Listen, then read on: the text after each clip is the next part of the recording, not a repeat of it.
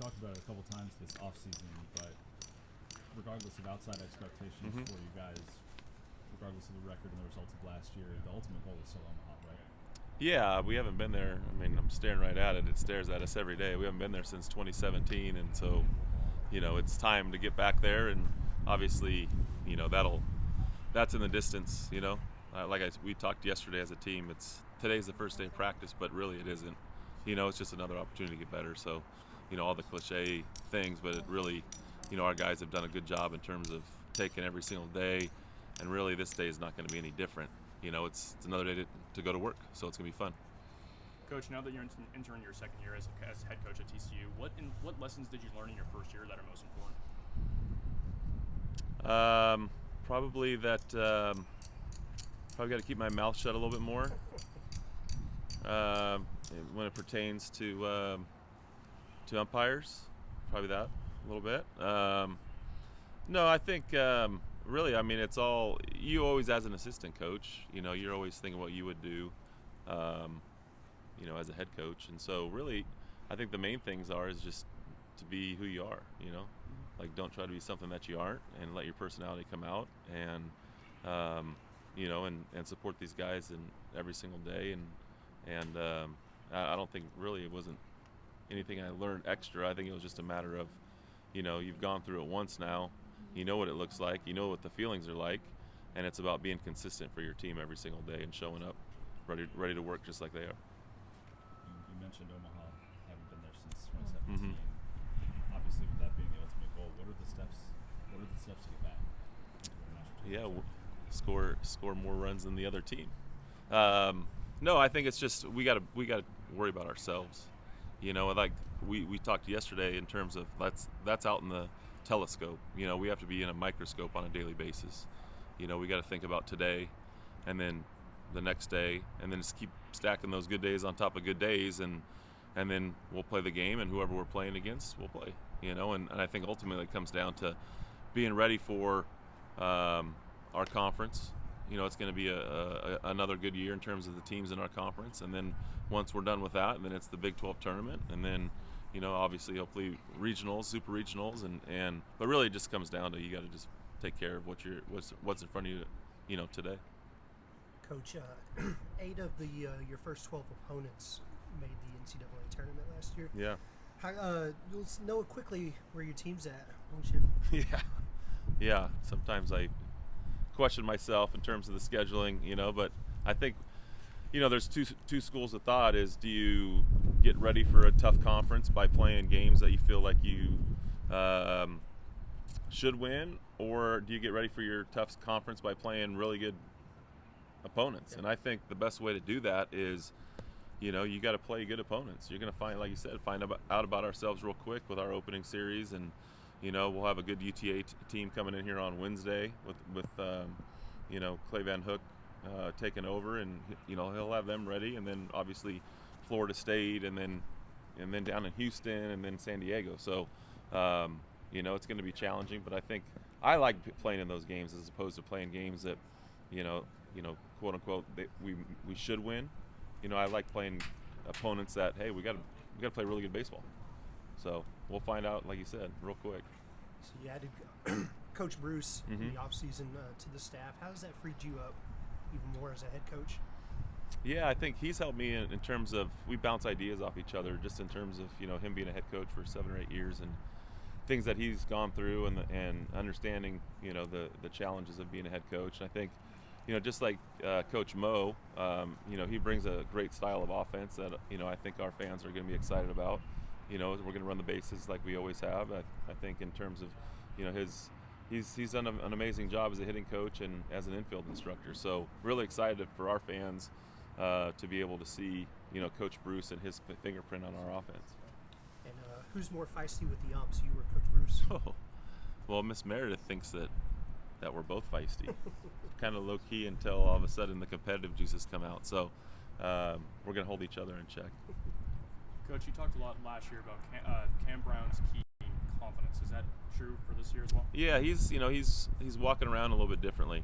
He's always been that way in the weight room, but I've seen that now over here on the baseball field. Just the way he carries himself, at practice, the way he interacts with his teammates, and then on the mound too. So I'm excited for Cam. He's put a lot of hard work into it, and ultimately it comes down to putting it in play when we're playing somebody. So, but he's prepared himself in a way where I think that's going to come out this year for sure, just by the way he's carrying himself.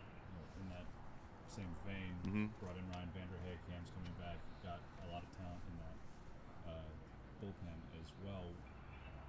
You're not going to give me the starting rotation right now, but in your mind, who are some of the potential candidates there? Yeah, I think we have like 7 or 8 guys for 4 spots. We're going to stretch them all out, so you can always pare them down into the bullpen, but you can't bring a guy out of the bullpen and try and make him start. So we're going to have those guys built up for the first weekend. So we're going to have Vanderhey and Brown and Luke Savage, Luis Rodriguez, freshman, Sam Stoutenborough that we got over from Cal. Chase Hoover's another guy that we have stretched out. So we have a ton of options in terms of those guys, and so we'll find out in the next 3 weeks who wins those spots. Those older guys that have some history in terms of being able to navigate a college season definitely help. You're not going to ask me about my jersey? You want to talk about it? You mentioned him already, Sam Stoutenborough. Yeah, Sam's a 49er, so I had to pay. He said I think it was a bet with him and I'm a Seahawk fan because my wife's from up there, and so they obviously played each other. So I'm paying my bet. First day of practice. Is there a payback in the future at some point? No, not at all. Man of honor. Yeah. Can we get a hee? No. As you leave? No. Anthony Silva, freshman of the year, preseason in the Big 12. Talk about what you've seen from him so far since he's been on campus. Yeah, well, he's battling. He's battled it twice now, a hamstring injury. So we're trying to get him healthy. But he's physical. He's probably more physical than most freshmen when they come in. Plays really good defense. He's done a good job with Coach Bruce and Coach Delara in terms of the offensive side of it. So his big thing right now is getting him healthy.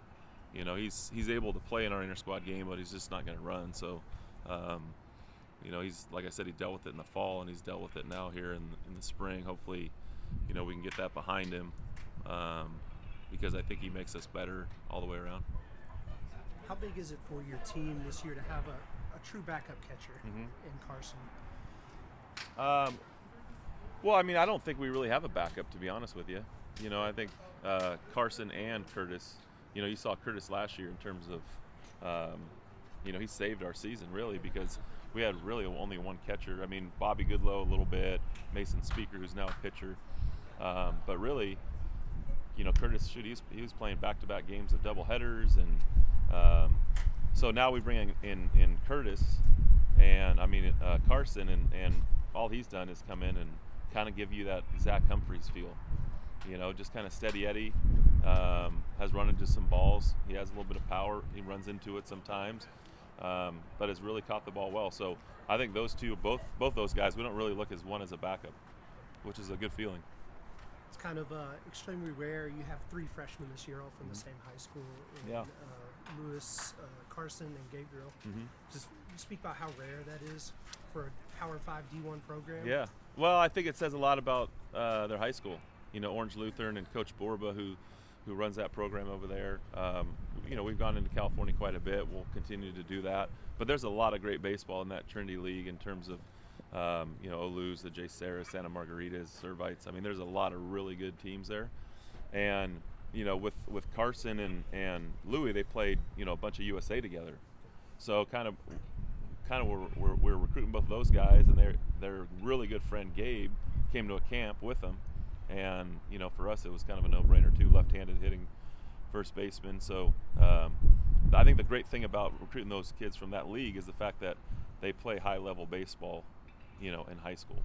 Did you go to Brandy for a scouting report on Carson? Yeah, Carson and Lewis, for sure. They were on that USA team with Brandy, and so they knew Brandy. Brandy knew them, so we had to ask her a little bit in terms of doing some digging on their character. Coach, you have some pretty high-quality speed, both in the outfield and on the base paths this year.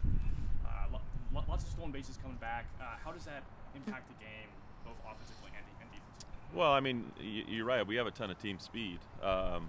I think how it impacts the defense, obviously, the faster you are, the more ground you cover. But offensively, it makes the pitcher uncomfortable when they are on base, and so they have to do some things differently to combat that speed. And so, we're excited to be able to have a little bit of speed, a little bit of thump, and have some guys that can kind of do both. So, I think it's a well-rounded lineup. And his speed and eye on base percentage, is that just the perfect combo? Yeah, I mean, you can't steal first. So no matter how fast you are, you can't steal first. So you got to get on. And those guys that you're talking about can do that. So, Elijah stole, I think, 33 bases or something like that. And Austin Davis had a bunch. And, there's some guys that can really change a game in terms of their speed. And, we always talk about speed never has a bad day. So, that's something that you can bring every single day. So we're excited to see those guys on the bases a bunch and turn them free. We talked a little bit about your non-conference schedule already, but you're going to be out at Globe Life. You're going to be down in Houston as well this year. Is there a benefit to getting these guys to play in pro stadiums and just against that level of competition? Yeah, and I think the other thing too is we play our Big 12 tournament, in Globe Life, so to be able to open the season there, and the Rangers do a great job of letting us in there in terms of preseason to get some practice, and so those, for them to be able to play in a stadium that has a second or a third deck or a fourth deck is fun, and a lot of Ranger fans on this club, a lot of Astro fans on this club, so for them to be able to play in those stadiums, nowadays as these kids grow up playing in a lot of these different tournaments, they have opportunities to play in those stadiums. So, but it's always great, to be able to be affiliated with the Rangers and the Astros in their tournaments. When you take them down to Houston, you take them by the old Astrodome too and show them where you played a little bit? Very funny. Very funny. Good one. Can you talk about someone that's kind of stood out to you coming from fall ball to now with the season right on the brink? Yeah, I mean, really nobody in general, I would say. I like I talked about earlier, I like how they've been very businesslike in terms of their practice, and there's certain days where guys stand out, but really I think that's a culmination of having a good roster is, there's a lot of guys that have stood out in their time since they've been back, and they've been back since January 4th and working out on their own, and we were able to get with them starting on the 15th, so we've had a good 12 days or so with them in a limited action in terms of the hours, but now we're in our 20-hour a week segment, so now we get to obviously spend a lot more time with them, but I'm excited just to watch them compete and see who's going to win what job. The 4 games against Baylor last season, Trey had a pretty big impact against you guys. Yeah, that's why he's here. Yeah, how excited are you to have him on your Davis side? What's that? How excited are you to have him now on your side? Yeah, I mean, a guy that has done it for 2 years at a high level in the Big 12, to be able to bring Trey over and, losing, Gray, who played a lot of innings for us at second. Trey's done it. He had a little bit of a hiccup in the fall in terms of I think he was pressing. It was new. It was almost like he was a freshman again in terms of being in a new place and new coaches. And so I think, the learning curve for him in the fall, he wasn't kind of the Trey that, we had seen when we played against, but as talking to what Ray had asked in terms of who stood out, he's really come back in terms of he looks like a completely different guy. I think he's more settled, and I think he's put together really good practices since we've been back. Bishop looks totally different. Yeah, he's gotten more physical, and the big thing for him is, the wind was blowing out yesterday, and he's hitting balls, pretty much onto Bel Air to the opposite field, which right-handers, you don't really see a ton of that, but hitting balls, into the parking lot yesterday as well. And so, his big thing is, like any great hitter, it's pitch selection. If he swings at strikes and takes the balls, he's going to have a successful season. I think that's the main thing with any hitter, but especially with David, with his he's come back. I think he's about 20 pounds heavier than he was last year. He looks like what they look like when you turn on TV. Between him and Cole and a couple other guys in the lineup, are you anticipating a little bit more power from the team? I would hope so. I think Curtis being a year older, I think he's going to tap into that a little bit more. Obviously Braden's Braden, and but yeah, we recruited Cole Fontenelle as a switch hitter that, in my opinion, can really change the dynamic of this lineup because he can run into baseballs from both sides of the plate. So, like I was talking about in terms of having some guys that can get on base and do something in front of them, and then having some guys in that middle part of the order be able to hit it over the fence. I think, one swing and a couple runs is a lot easier than having to steal a bunch of bases and collecting a bunch of base hits. So I think that's the fun part about our lineup. I think you got a little bit of everything. It's nice to have both in the backcourt. Yeah.